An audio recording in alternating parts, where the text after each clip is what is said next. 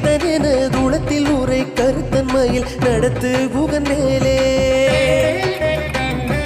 திருத்தணியில் உதித்தருளும் ஒருத்தன் மலை விருத்தனென தூளத்தில் உரை கருத்தன்மையில் நடத்து குகன் மேலே